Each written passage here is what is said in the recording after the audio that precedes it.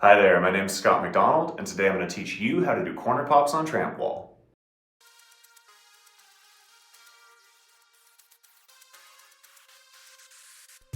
Pops are a surprisingly simple trick with a huge payoff. They can usually be learned fairly quickly and easily, but they lead to a ton of really cool variations. The only prerequisites are being comfortable running the wall to full squat, which is the Trampwall term for standing fully upright with the ball of your leading foot on the ledge, and dropping in backwards from this same position.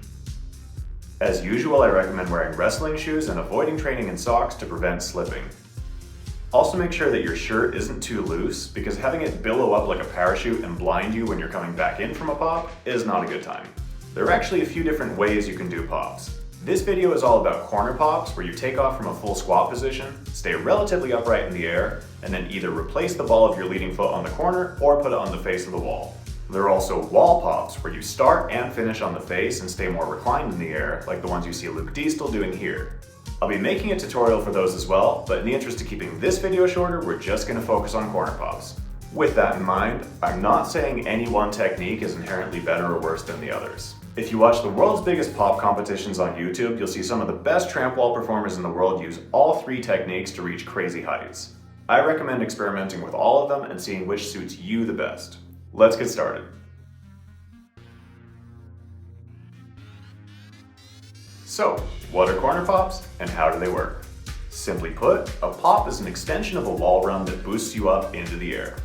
I like to conceptualize them as the Trampwall equivalent of doing airs on a half pipe. To do a corner pop, run the wall to full squat, but instead of stopping there, hop as soon as your feet make contact by simultaneously pushing through your top foot and lifting through your arms and shoulders. This should all happen while you still feel weightless, so put a little extra power in so your run doesn't max out before reaching the top of the wall. Push yourself pretty much straight upward and stay relatively upright with your torso in the air. Notice that my hips don't move forwards or backwards once I make contact with the wall, only up and down. Once you're airborne, you can either stay extended or hit a shape at the apex of the jump. On the way back down, you have two options. You can either replace the ball of your foot back where it started and then let your heel revolve to the face, or plant the top foot directly on the face a little bit below the ledge. Either one works perfectly fine because the top foot doesn't slow you down or take any weight. It just reconnects you with the wall. As you keep descending past your first foot, plant your second foot on the face and then push yourself into the bed just like you would to build height in your wall run. This is the key to high, powerful pops. It's not just about jumping as hard as you can off the top, it's also about pushing yourself into the trampoline at the bottom. The harder you push into the trampoline, the higher it's going to launch you back up. For this reason, it always takes much more physical effort to do one pop than multiple pops in a row. With multiple pops, you start falling from higher than the ledge and inherently get more force going into the bed. You can also create the illusion of height by hitting a shape at the apex of your pop. This will create a larger gap between the bottom of your body and the top of the ledge, even if you're not actually going any higher. Note that in these two clips, my head is at roughly the same height, even if one looks higher than the other. As far as visual reference points go, when I'm on my back, I look near the top of the wall where I intend to place my feet. As you get airborne, you can either stare at the corner down your body for the sake of safety, or look forwards for the sake of appearing more confident in the air. Either way, on the way back down, watch the corner and then spot the wall again as you resume wall running or prepare for your next trick. Now that you understand how corner pops work, let's break them down into some simple drills. We'll start with a drill for the first half of the pop that you can do almost anywhere. No trampoline or wall required. All you need is a sturdy platform about shin height that you can safely stand and jump on. You're going to place the ball of your leading foot on the corner and do a little plyometric hop. Height is mostly irrelevant for now, just focus on placement and timing your arm swing with the jump. I find it helpful to imagine you're jumping up to grab the rim of a basketball hoop, but just make sure you're keeping your chest and shoulders hollow and staying upright. On the way down, you can either replace the foot where it started, which tends to feel simpler and easier at first, or place it just beneath the edge. This tends to feel a bit more awkward because the wall is so short and you're not going to your back, but when you get on a real tramp wall, it'll feel much more natural. Once this plyometric hop feels comfortable, let's look at some drills for the second half of the pop. For this, all you need to do is stand on the edge of the tramp wall and drop in backward, but instead of just falling, add a small hop. Focus on staying pretty upright and close to the wall, even though jumping backwards and tipping to your back probably feels more natural at first. You can also take this time to experiment with both foot placements and see which one you prefer. One final drill before we put the pieces together. If the concept of jumping and gaining height before dropping back into the trampoline scares you, you can do a wall run and initiate a pop, but deliberately jump forward to land fully on top of the wall.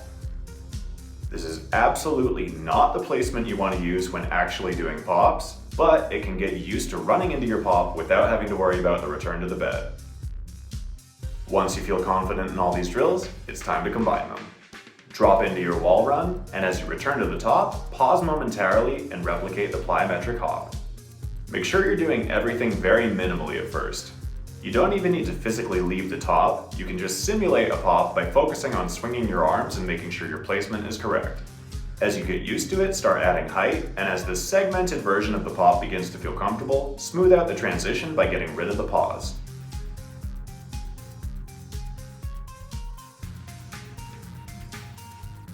When you feel your foot leave the ledge, congratulations, you just did your first corner pop.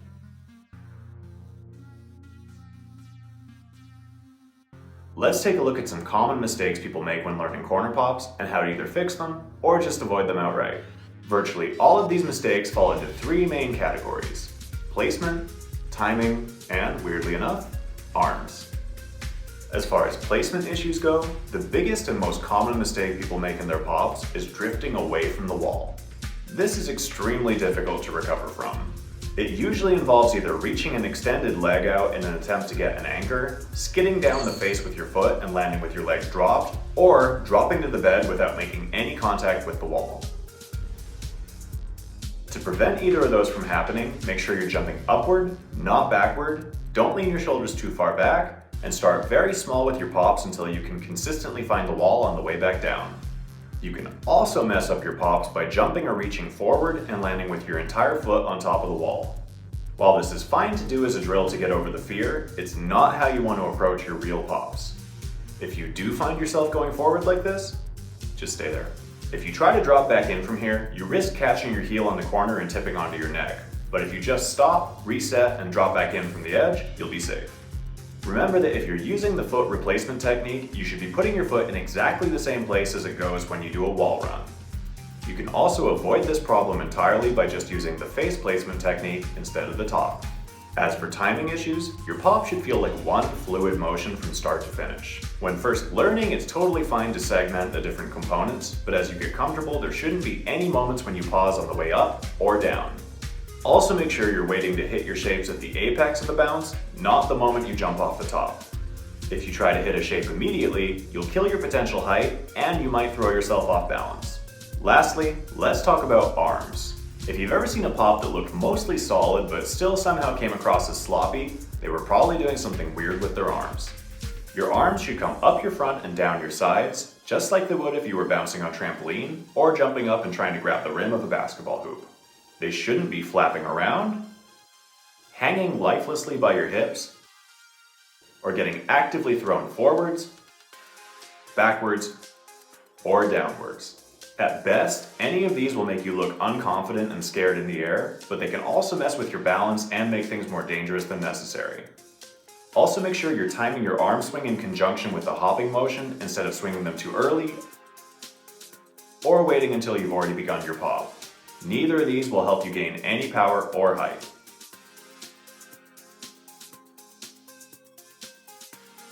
Now that you've got a decent grasp on pops, here are a few ways to keep improving.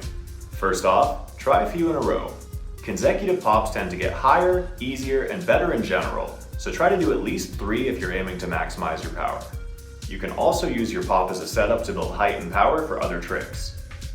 Last but not least, my favorite thing about pops is how many different variations you can try. You can experiment with different shapes, grabs, twists. The possibilities are endless. In any case, I hope this video gave you a clear understanding of how to learn corner pops, but if you have any questions, just let me know in the comments below. As always, please like, share, and subscribe to keep up to date with new videos. If you're interested in coaching, shoot me a message on Instagram at ScottAMcDonald. And until next time, good luck, happy training, bye.